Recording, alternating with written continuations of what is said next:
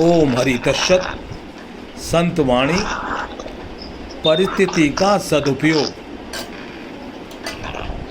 किसी भी मानव को कोई भी कामना रखना अभिष्ट नहीं है। कोई आदमी नहीं चाहता मेरी कामना बनी रहे। या तो उसको मिटाना अभिष्ट है, या तो उसे मिटा देना चाहिए, या उसको पूरा करना अभिष्ट है, या वो हमारी पूरी हो जानी चाहिए। कोई कामना को बाकी नहीं रखना चाहता है। कामना को या तो मिटाना ठीक है, या उसको पूरा करना। तो जो कामना मिट सकती है उसको तो मिटा ही देना चाहिए, और जो कामना नहीं मिट सकती उसको महत्व तो नहीं देना चाहिए। क्योंकि कामना की पूर्ति किसी व्यक्ति के अधीन है क्या? मान लो मैं बोलना चाहता हूँ परंतु कोई सुनने वाला ना हो, तो आपको मानना पड़ेगा कि कामना पूर्ति में व्यक्ति स्वाधीन नहीं है। तो जिसकी पूर्ति में हम स्वाधीन नहीं हैं उसको इतना महत्व देना कि जितना हम आज दे रहे हैं क्या आवश्यक है? आज हम अपनी कामना को पूरा करने में इतना महत्व दे रहे हैं, क्या देना जरूरी है? बिल्कुल आवश्यक नहीं है। कहने का तात्पर्य है कि जिसके करने में आप स्वाधीन हैं उससे निराश हो जाएं तो क्या यह कोई प्राकृतिक दोष है? यह प्राकृतिक दोष नहीं है, यह व्यक्तिगत दोष है। कामना निवृत्ति में जहाँ हम स्वाधीन हैं उससे हम निराश हो बैठे हैं और कहते हैं कि बड़ा कठिन है महाराज, कामनाओं का त्याग बड़ा कठिन है। अच्छा भाई, तो क्या कामना पूर्ति सुगम है? आप जीवन की अनेक घटनाओं से और अपनी अनुभूति से भली बात जानते हैं कि छोटी से छोटी कामना की पूर्ति में भी प्राणी स्वाधीन नहीं है। क्योंकि जिन साधनों से कामना पूरी होगी वे सभी साधन आपसे भिन्न हैं। जैसे मैं इस हाथ को यहाँ रखना चाहूँ तो इसमें भी हाथ में रखने की सामर्थ्य है, तभी तक आप हाथ यहाँ पर रख सकते हैं। लेकिन ऐसी परिस्थिति भी आती है कि आप हाथ उठाना चाहते हैं और उठा नहीं सकते। तो यदि हम पहले से ही सोच लें कि जो बात हम नहीं कर सकते उसको नहीं करेंगे, तो बताइए इससे क्या हानि हो जाएगी, क्या कठिनाई आ जाएगी? जो बात नहीं कर सकते उसे करने की चाह आपके मन में पैदा हुई है, तभी ना आपको दुख मालूम होगा। आप सोचे कि हाथ उठा नहीं सकते तो और मजाक उड़ाइए, कहिए उस हाथ से कि तुम तो बड़ा ही नाज करते थे कि हम ये कर सकते हैं, वह कर सकते हैं, परंतु देखो तुम्हारी आज क्या दशा है। अब तो तुम्हें पता चला कि तुम कुछ नहीं कर सकते हो। तो जब हम कुछ नहीं कर सकते और करने की बात सोचते हैं तभी हमारे पास जीवन में दुख आता है, एक अभाव आता है। लेकिन जब हम कुछ कर नहीं सकते और यदि उसे करने की बात ना सोचें तब क्या भी दुख होगा? जो नहीं कर सकते यदि नहीं करना चाहते हैं तब आपके जीवन में कोई अशांति नहीं आती। अशांति तभी आती है कि जब हम करना चाहते हैं और वह नहीं कर सकते। फिर भी आप कहेंगे कि भाई ऐसा करने पर भी तो करने की रुचि का नाश नहीं हुआ। अच्छा भाई, करने की रुचि का नाश नहीं हुआ तो जो कर सकते हैं उसे करके देखो। जो कर सकते हो उसे करो नहीं, और जो कर ना सको उसको त्यागो नहीं। यही तो हमारे जीवन की एक परिस्थिति है। सबसे बड़ी यही परिस्थिति है कि जो हम कर सकते हैं वो तो करते नहीं, और जो नहीं कर सकते उसी को सोचते रहते हैं। तो इसलिए ये हमारी समस्या है। इस समस्या को समाधान करने के लिए हम लोग आपस में बैठे हैं और उसके लिए एकमात्र उपाय है, उसका नाम है सत्संग। उसका एकमात्र कारण यह है कि निरर्थक चेष्टा के बिना हम रह नहीं पाते।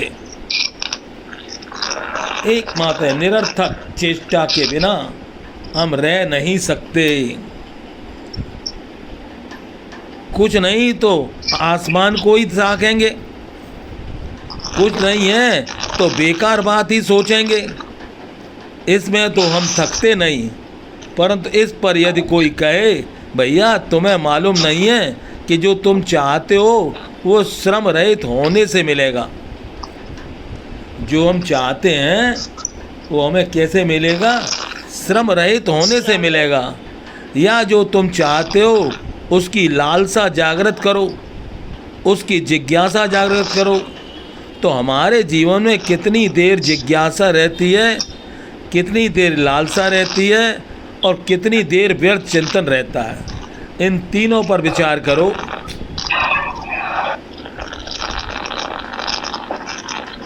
कितनी देर जिज्ञासा रहती है, कितनी देर लालसा रहती है और कितनी देर व्यर्थ चिंतन रहता है।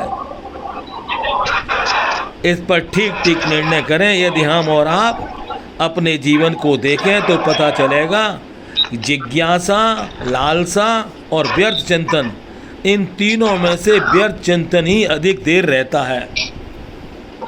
ज़्यादा से ज़्यादा देर हमारे पास क्या रहता है? व्यर्थ चिंतन। और इसलिए हमारा नियम क्या है?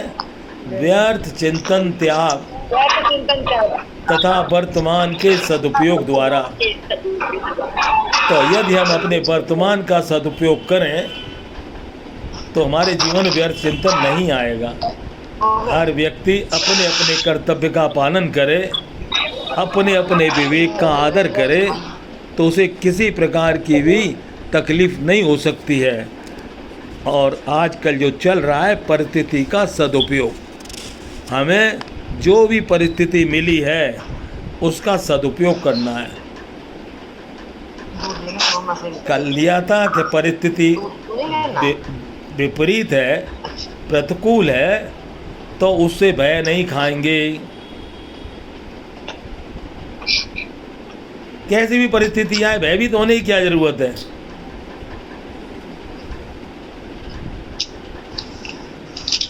और बताओ, प्रतिकूल परिस्थिति आवे तो और क्या करें? भय ना खाएं। और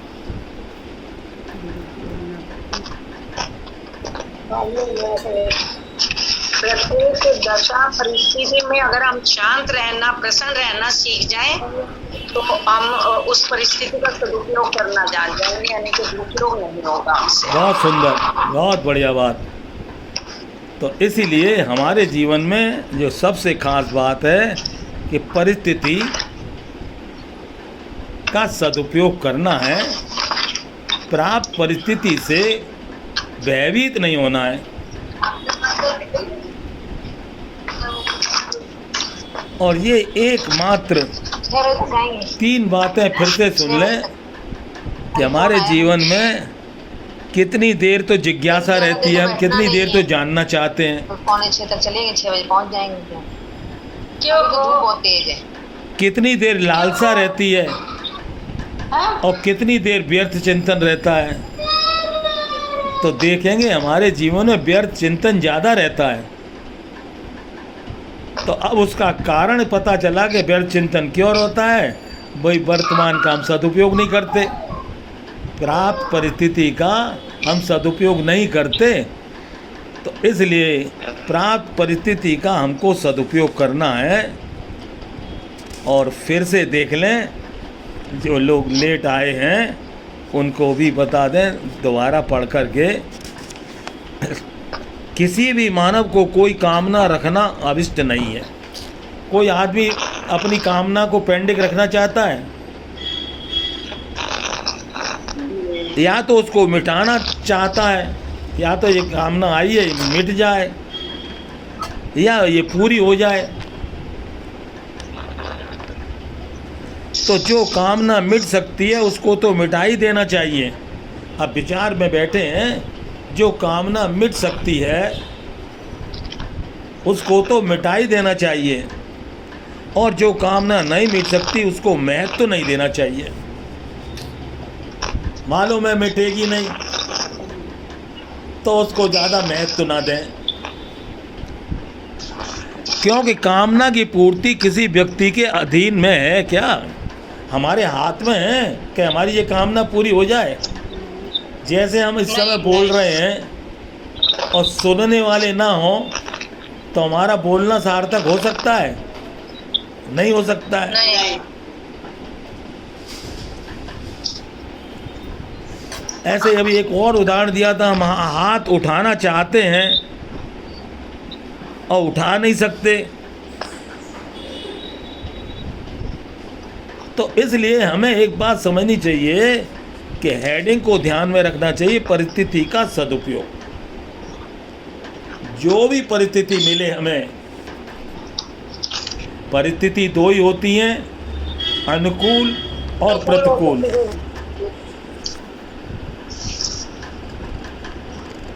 हम घबराहट कब होती है हमको? जब प्रतिकूल परिस्थिति आती है।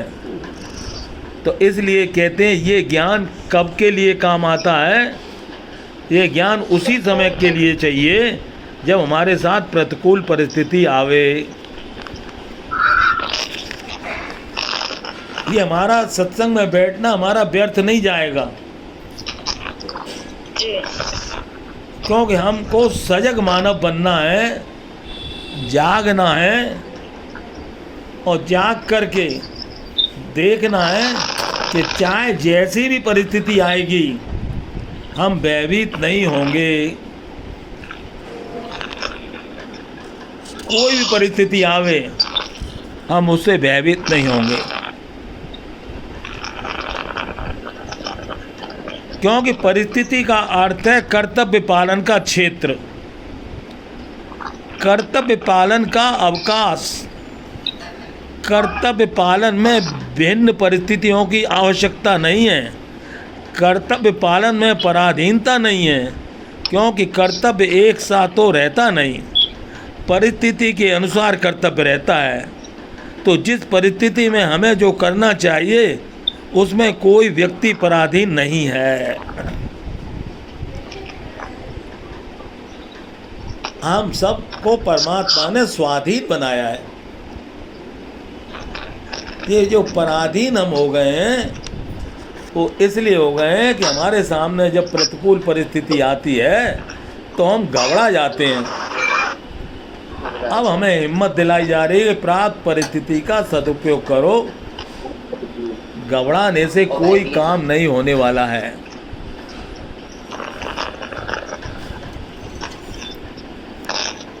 यदि हम घबरा जाएंगे तो हमें ज्ञान नहीं, जो ज्ञान उसी समय के लिए है जिस समय हमारी प्रतिकूल परिस्थिति आवे।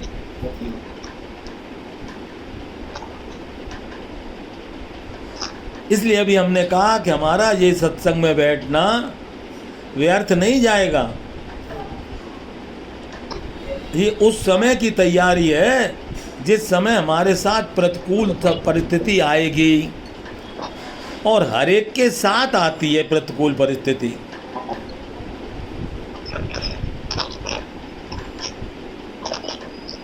और आजकल आप देख ही रहे हो, प्रतिकूल परिस्थिति में आदमी को डिप्रेशन हो जाता है, अवसाद हो जाता है, लोगों से बैर भाव हो जाता है।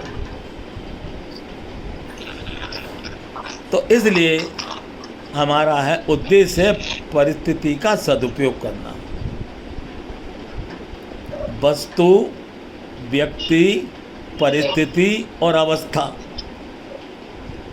तो आजकल जो चला है हम लोगों ने केवल परिस्थिति को लिया है, वस्तु की बात नहीं कर रहे, शरीर की बात नहीं कर रहे, व्यक्ति की बात नहीं कर रहे। आजकल 3 दिन से हमने लिया है परिस्थिति। तो आज इसका हेडिंग है परिस्थिति का सदुपयोग। और इस परिस्थिति के सदुपयोग में ये बताया कि परमात्मा ने हमें स्वाधीन बनाया है, हम लोग पराधीन नहीं हैं। अब स्वाधीन होने के नाते हमारा संबंध किसके साथ है? तो हमें पता चलता है हमारा संबंध अपने नाथ के साथ है, मेरे नाथ। हमारा संबंध उनके साथ है जो हमारे नाथ हैं। और जब वो हमारे नाथ हमारे साथ हैं तो अब हम आए, जगत में आए। जगत में आए तो यहाँ 4 चीज़ें मिली, वस्तु मिली, व्यक्ति मिले, परिस्थिति मिली, अवस्था मिली। तो इस समय हम लोग प्राप्त परिस्थिति का सदुपयोग करें, अप्राप्त परिस्थिति की कामना ना करें। जो कर सकते हैं वो करें, जो कर नहीं सकते उसके विषय में सोचें भी ना। यदि जो नहीं कर सकते उसके विषय में सोचेंगे तो व्यर्थ चिंतन कहलाएगा। तो व्यर्थ चिंतन में हमारा समय बर्बाद हो जाएगा। हमें व्यर्थ चिंतन से बचना है और वर्तमान का सदुपयोग करना है। अब ये वर्तमान हमारा हमेशा रहता है, वर्तमान हमारे साथ सुरक्षित रहता है। इसलिए कहते हैं जीवन है तो हमारे पास वर्तमान में, परमात्मा है तो वर्तमान में, शांति है तो वर्तमान में। तो वर्तमान में ही जीवन है, उसी जीवन का नाम परमात्मा है। तो उस परमात्मा की प्राप्ति में किसी प्रकार की कठिनाई नहीं है। कठिनाई केवल जब ये आती है जब हमारी प्रतिकूल परिस्थिति आती है, तो हमारी उस समय बुद्धि विस्मृत हो जाती है। प्रतिकूल परिस्थिति आई तो ये प्रतिकूल परिस्थिति आती कैसे है? तो बोले प्रतिकूल परिस्थिति आती है विषयों का चिंतन करने से। जब आदमी विषयों का चिंतन करता है तो उस विषयों में उसकी प्रवृत्ति हो जाती है। अब विषय चिंतन जब किया तो उसमें उसकी प्रवृत्ति हुई। अब प्रवृत्ति के बाद देखा कि चिंतन से मिला कुछ नहीं, पूर्ति नहीं हुई। प्रवृत्ति तो हुई लेकिन प्राप्ति नहीं हुई। तो ऐसा काम करने से क्या फायदा जिससे कुछ हमें मिले नहीं। यानी हमें जीवन इसलिए नहीं मिला है कि जीवन असफल हो जाए। जीवन तो हमें इसलिए मिला है कि सफलता के लिए, तो वो सफलता परिस्थिति का सदुपयोग करने में है। कैसी भी परिस्थिति आ जाए हम घबराएंगे नहीं, भयभीत नहीं होंगे। क्यों? क्योंकि हम मानव हैं। मानव क्यों हैं? मानव अब इसलिए हैं कि भौतिक जीवन में उदार हैं, स्वाधीन है, आध्यात्मिक जीवन में स्वाधीन हैं और आस्तिक जीवन में प्रेमी है। मानव के 3 जीवन है, भौतिक जीवन, आध्यात्मिक जीवन और आस्तिक जीवन। आस्थावान साधकों को किसी प्रकार की दिक्कत नहीं होती। आस्थावान साधक परमात्मा में आस्था करता है तो आस्था करते करते उसको श्रद्धा हो जाती है, श्रद्धा करते करते विश्वास हो जाता है। तो आस्था बदलती है श्रद्धा में, श्रद्धा बदलती है विश्वास में, और विश्वास जब जीवन में आ जाता तो भय नहीं रहता। जब तक हमारे जीवन में विश्वास नहीं है तो उसका मतलब अभी आस्था हमारी सजीव नहीं हुई है। ठीक इसी तरह दूसरी चीज हमारे पास है विचार, ज्ञान, विवेक। अब ये जो विवेक है किसके लिए दिया है? बोले प्राप्त परिस्थिति के सदुपयोग के लिए। इसलिए हमें ज्ञान सहित कर्म करने चाहिए और ज्ञान सहित आस्था। ज्ञानी व्यक्ति निज विवेक का आदर करता है तो ये जो आस्था का तत्व है ये ईश्वर प्रदत्त है। ईश्वर ने हमको आस्था का तत्व दिया, इसलिए हमारे जीवन में आस्थावान साधक चाहते हैं कि हमें भगवान के दर्शन हो जाएं। हम दर्शन करना चाहते हैं, भगवान के करना चाहें बहुत अच्छी बात है, मंदिर में दर्शन हो जाएं। दौड़ लगाते हैं जल्दी जल्दी मंदिर चलो दर्शन। तो ये हमारा परिस्थिति बताती है कि दर्शन हो या ना हो, हमारा उनके साथ प्रेम हो जाए, आत्मीयता हो जाए। तो दर्शन का महत्व है कि आत्मीयता का महत्व है? आत्मीयता। हाँ, आत्मीयता। अब हमें पता चल गया कि हमारा महत्व तो आत्मीयता का है, देखने का नहीं है कि हमें भगवान की शक्ल दिखाई दे जाए। दर्शन का महत्व नहीं है, प्रेम का महत्व है। भगवान को भी प्रेमी ही पसंद है और हम दर्शन में पड़ गए हैं। इसलिए दर्शन में 3 बात समझ लेनी चाहिए कि दर्शनकार ने हमें बताया कि तुम्हारे पास 3 चीज मौजूद हैं। बल मौजूद है, विवेक मौजूद है और आस्था का तत्व यानी विश्वास मौजूद है। बल, विवेक और विश्वास जिसके पास है उसे किस बात की कामना परेशान करेगी? हमें किसी भी मानव को कोई भी कामना रखना अभिष्ट नहीं है।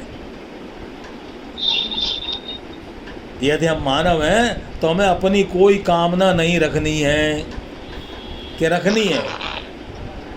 नहीं रखते, कोई कामना नहीं है। उसको मिटाना है। जो कोई कामना है तो उसको मिटाना है अथवा उसको पूरा करना है। यदि कोई कामना आई तो उसे पूरा कर दें। तो जो कामना मिट सकती है उसको तो मिटा ही देना चाहिए।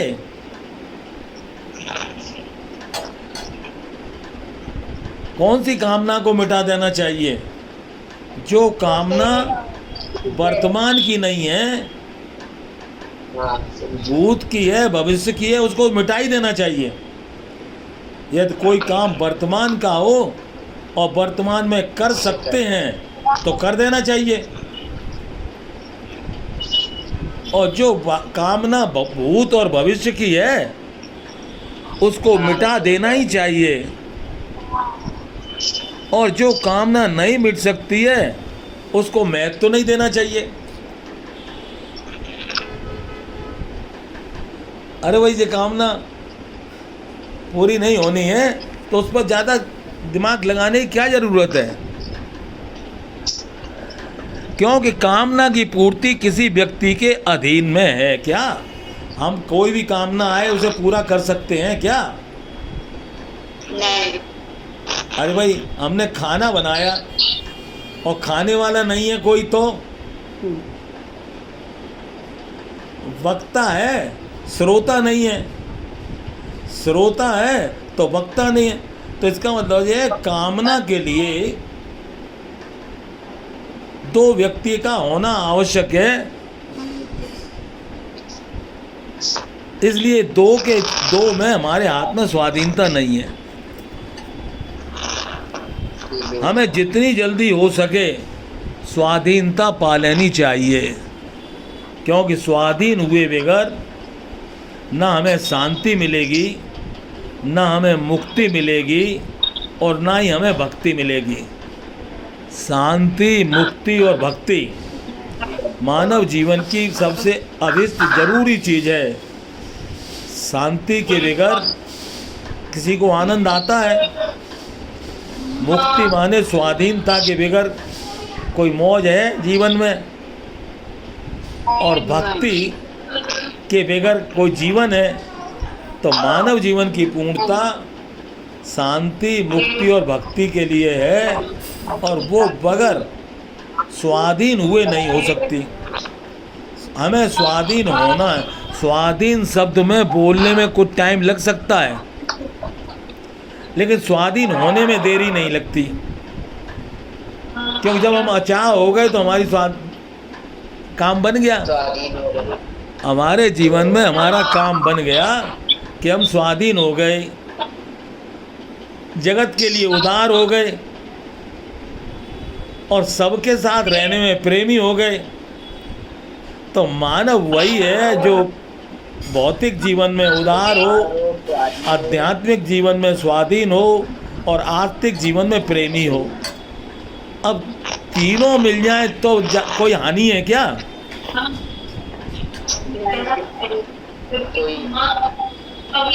तीनों ही चीज़ें आ जाए, जगत में रहना भी आ जाए, अपने आप में भी रहना आ जाए, और सबके साथ भी रहना आ जाए, तो वास्तव में मानव जीवन वही है जो सबके साथ रह ले, अपने साथ रह ले, और परिवार के साथ रह ले। कैसी विडंबना है कि आज हम परिवार में नहीं रह पाते। अब जो व्यक्ति परिवार में नहीं रह सकता, वो परमात्मा के पास कैसे रह सकता है? क्या बाधा है? बोले उसके अंदर कामना है। तो कामना युक्त प्राणी कहीं ना शांति पाएगा, ना मुक्ति पाएगा, और ना भक्ति पाएगा। इसलिए हमें अपना जीवन निष्काम बनाना है। तो निर्मम होकर, निष्काम होकर, अचाह होकर, अकिंचन होकर, अप्रयत्न होकर, यानी अध्यात्म में बैठकर सारी चीज़ हमें मिल सकती है। ओम हरि तत्सत।